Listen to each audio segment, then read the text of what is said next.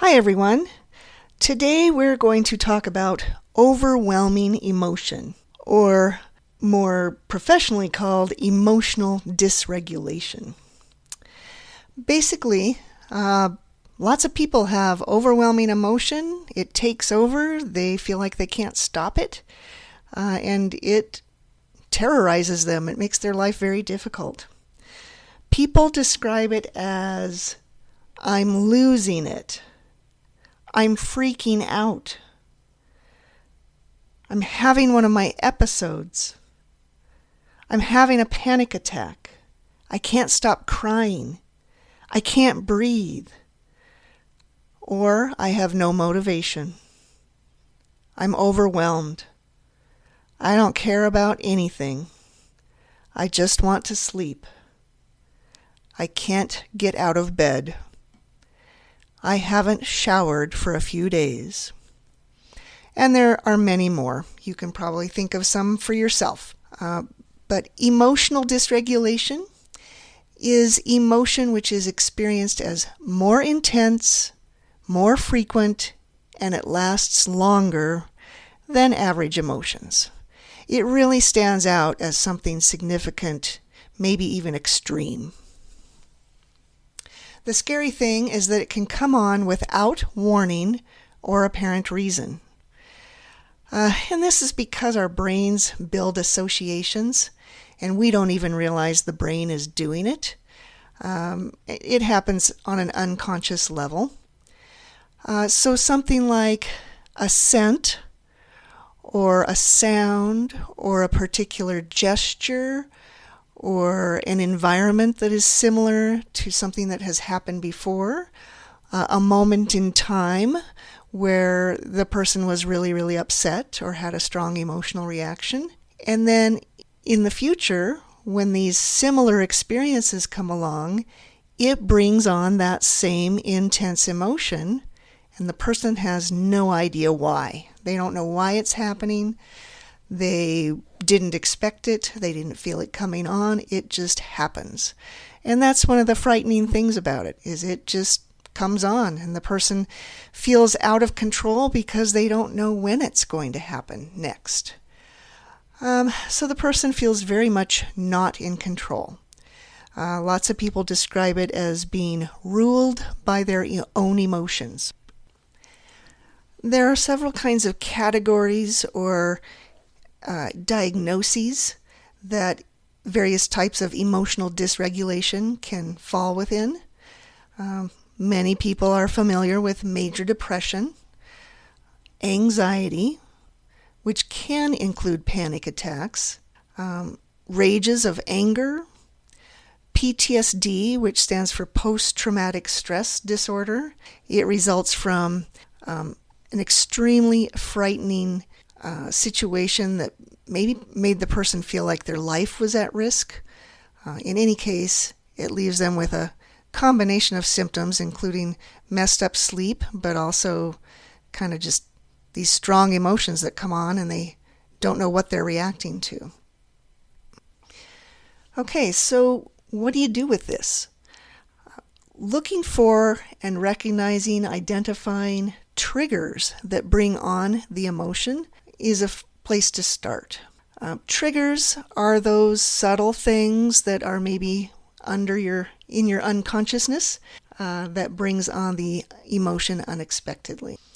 The key to working on it is to keep track of what was happening right before the strong emotion started.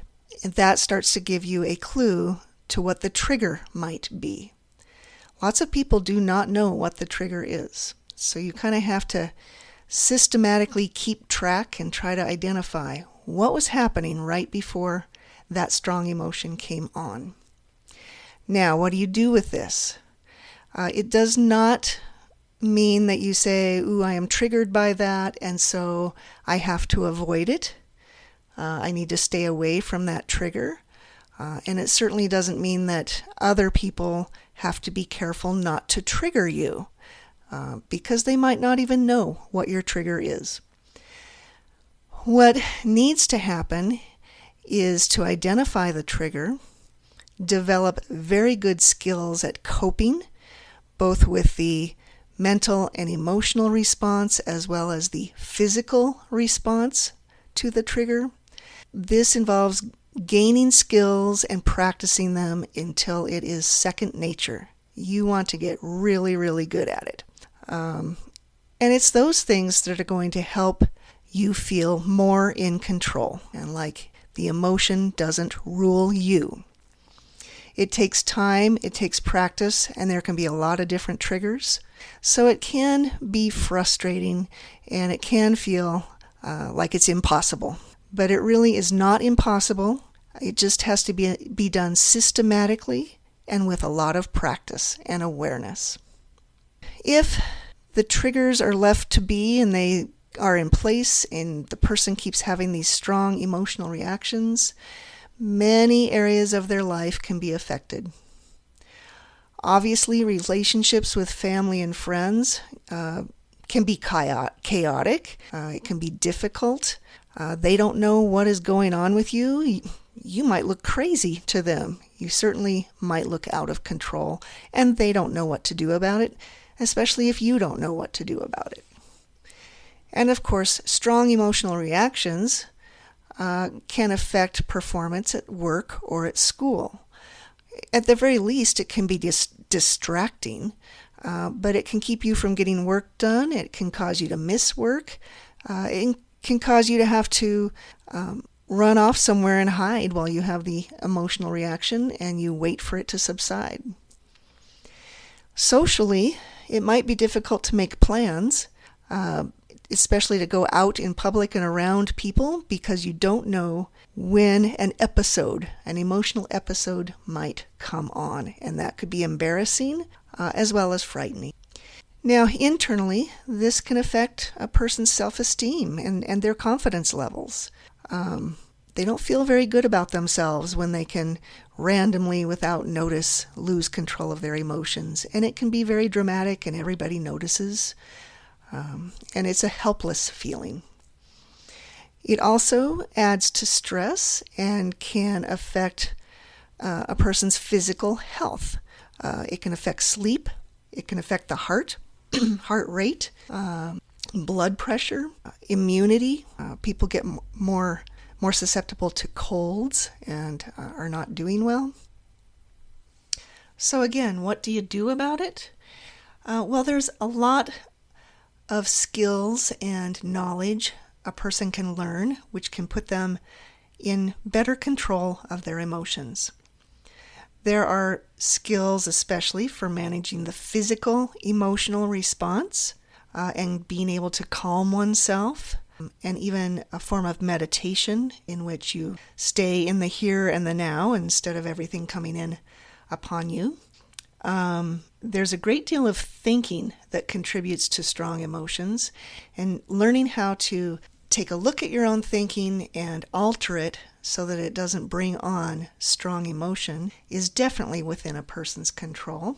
Many people suffer from worry, extreme worry about what might happen in the future, and this contributes to anxiety. And then a lot of people suffer from unhappy memories of the past, maybe regrets, maybe guilt, maybe just bad memories. And that past comes into the present and makes for strong emotions that really don't fit for the current moment. How do you learn about these things? Well, you can Google it. You can find books and other reading material that explains it to you and gives you techniques that you can learn and practice. A lot of people find it very helpful to go to counseling, where not only do you learn skills, but you also talk to someone and process the emotions that you're having and bring them to light. And when you can understand them a little bit better, then they have less control over you. For some people, it can be helpful to take a prescribed medication, especially for anxiety or for major depression.